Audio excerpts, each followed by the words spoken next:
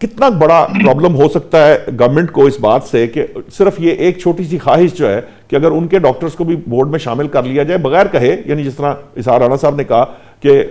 تھوڑا سا جیسے گڈ ول جیسچر کے طور پہ کر لیا جائے، تو اس سے کیا پرابلم آ جائے گا؟ حکومت کو کیا مسائل کا سامنا کرنا پڑے گا؟ دیکھیے میں نہیں سمجھتی ہوں، بلکہ حکومت کو فراغ دلانا رویہ اختیار کرتے ہوئے اگر یہ کر لیں گے تو حکومت کی ہی نیک نامی ہے، اور یہی وہ عمل ہے جو جمہوری عمل جسے کہتے ہیں، کہ آپ سامنے والا کچھ بھی اگر کیسا بھی ہے، لیکن اگر آپ پرائم منسٹر آف پاکستان ہیں، حکومت ہے، تو آپ کے لیے سب برابر ہیں، اور آپ کو چاہیے کہ اتنی جو تشویشناک صورتحال بھی بتائی جا رہی ہے اس کے لیے بالکل ایک